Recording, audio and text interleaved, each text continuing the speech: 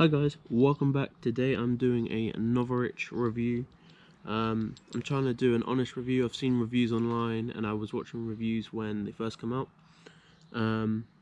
I've been using the gun now since batch 1, which was September of last year, so I've been using it since then. So I thought it would be fair for me to be able to give you, tips as to what's good, what's not, and I'll give you my honest opinion. I'm not being paid to say, and before you buy one you want to know whether it's worth it, and I completely understand that. I find personally a lot of reviews feel very biased, which is why I'm making this video. But yeah, let's get into it. This is the Novritsch SSP1.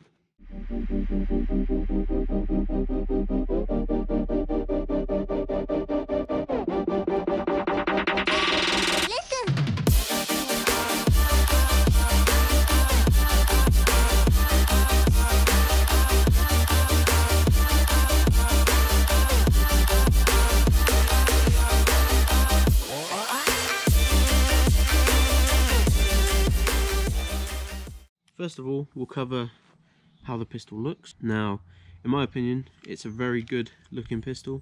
Based off a high capper, 5.1.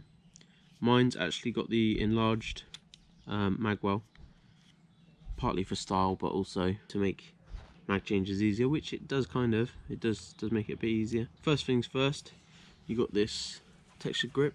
It's quite nice to hold. It's very filling in the hand. I've got relatively large hands and it does take up the whole of my hand. We have the signature Novritsch fluted barrel, outer barrel there. We also have the ambidextrous safety, the enlarged slide release. That's kind of it for the stylings. Obviously you got the cutout for grip, but you tend to find that on quite a few high cappers nowadays anyway. You obviously have the Picatinny rail at the bottom, none on top, but you can buy an adapter if you want to run a red dot. Firstly, you have the looks. As you can tell, mine is fairly beaten and battered. It's seen quite a few gameplays. So where to start really? Well, let's start at the good and the bad. It's based on a KJC. I don't think that's awful, because I believe it's based on it, but the internals are upgraded, or pre-upgraded I should say. So it's already got a tight bore. The nozzle in there, the purple nozzle, can take CO2 or green gas. I've got one of each mag, which I'll show you. I've got mixed experiences with both of these, and hopefully I'll be able to show you that. Each SSP has the laser engraving and its own serial number. This is my serial number. Doesn't really mean much. It's not like a car where you can steal the serial number, which it's fared reasonably well. One of my issues is the anodizing on the slide. It's not hard anodized, so in the contact areas, i.e. edge of the slide, and along there where I was putting it through a window, it scratched up pretty quick. Novritsch's lever was a used one, which he sent me, so that's pre-worn. That wasn't me, but I don't mind. It's got a bit of history, so that's cool. Other places, the outer barrel, you find that it gets quite greasy and you sort of lose that satin finish, which is quite nice. You don't lose it, but you got to keep it clean if you want to keep it looking good. I think it does look good anyway, personally. That's the majority of the issues with the actual pistol. Now, one thing I wanted to address, which other people don't seem to be doing in their videos, is the magazines. So I have a gas magazine and a CO2 magazine. I've been using gas for longer because here in the UK we're limited to 350 feet per second. According to the website, the CO2 shoots hotter than that. From my experience, and hopefully I'll be able to show you on my chrono, the CO2s actually shoot within the limit from what I've experienced. I'll do a chrono test in a little bit, but I wanted to address other magazine problems first. Firstly, the CO2, I've never had misfeed. Don't really know why they're so different to the gas. A big issue that a lot of people are complaining about is the green gas mags misfeeding. Now, I'll show you how I feed them, because there's two ways you can actually fill your mags. You can fill it from there, 1 BB at a time, even with a speed loader, and they just roll down to the end. Now when you do that way, I've experienced the misfeeding. Now if you don't get them perfectly lined up, 1 2 1 2 1 2, and you have effectively 1 2 2, or you know, that's when you find that they jam at the lips. I actually use normal speed loader, and if you feel that way, I'm yet to have an issue filling any of my magazines this way. They stack perfectly, which is nice. You get as many BBs as possible, and when they actually go to shoot, they don't tend to misfeed. One issue I have had with the gas, which you get with any gas pistol, is in the colder climates the gas expels quite quick, which is why I bought the CO2. The CO2 so far has not really done me wrong in terms of, you know, losing out on pressure or anything. Both magazines unfortunately have had issues with O-rings drying up pretty quick, which kind of surprised me, and this is why I'm making this review. I've had leaks in all kinds of places, to be honest. I've had leaks out the bottom of the green gas, around the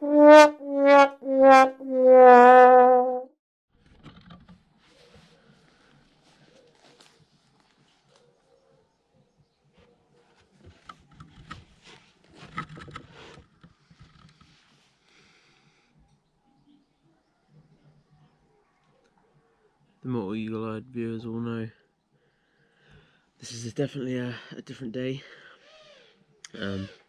So as you saw, the video footage cut out, so I'm having to re-record this bit of the video. Mag leaking, and basically the flaws with the gun. So this is a CO2 mag. Overall, the CO2s have done me better. The issues I've had with CO2 leaking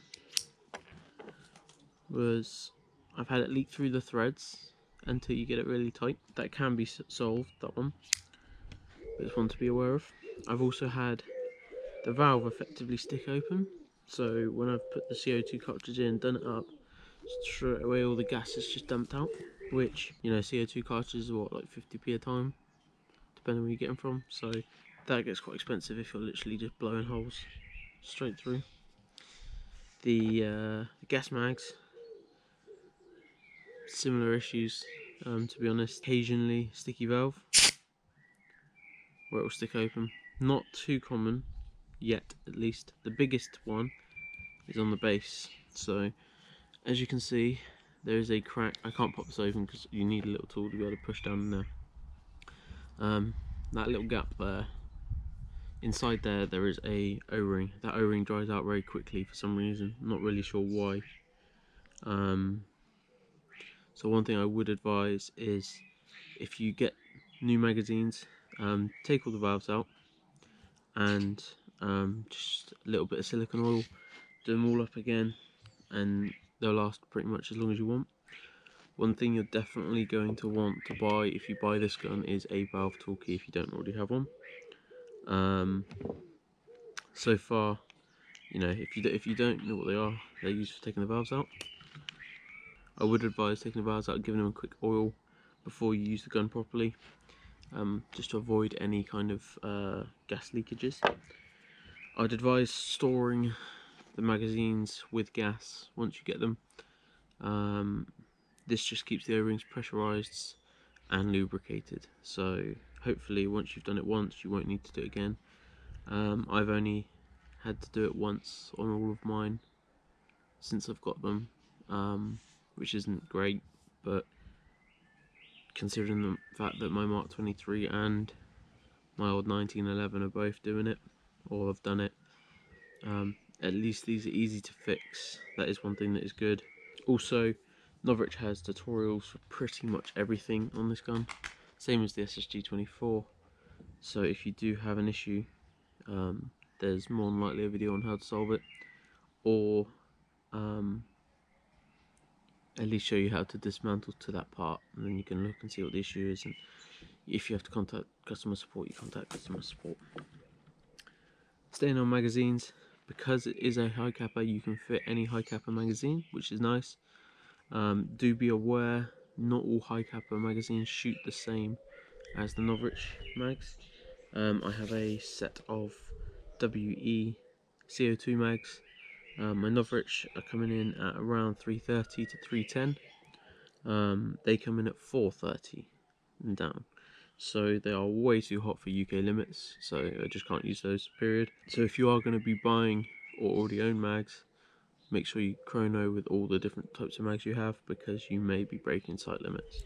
When you first get the gun, one thing that is strongly advised is you dismantle it. So to dismantle, if you don't know, firstly you line the catch release up to that little notch in there.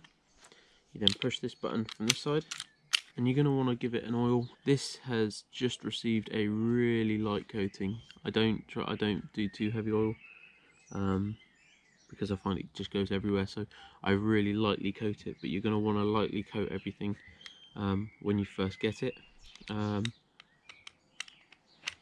they are pre-tested and serviced before that you get them, I just found that it was a bit dry for my liking. So it's worth noting, you want to get silicone oil, don't use things like WD-40 or stuff like that, because it'll eat your O-rings.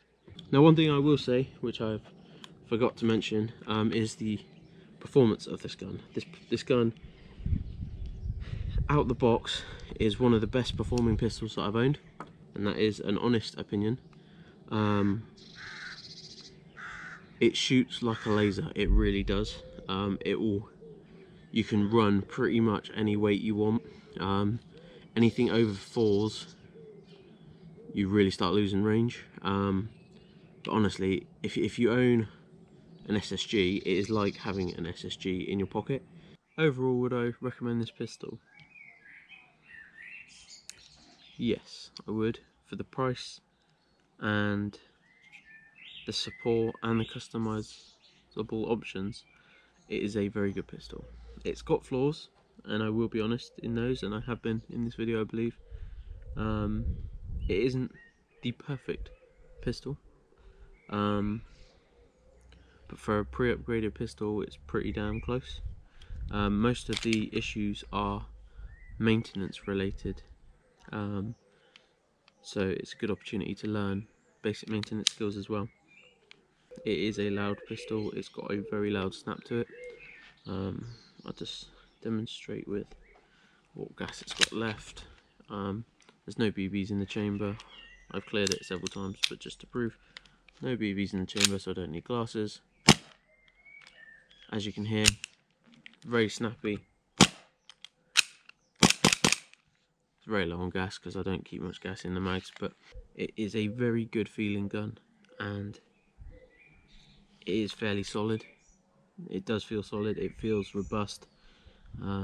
Besides the light scratching, it will take a beating. I've thrown this, I've dropped it, I've slid it, and it is doing fine.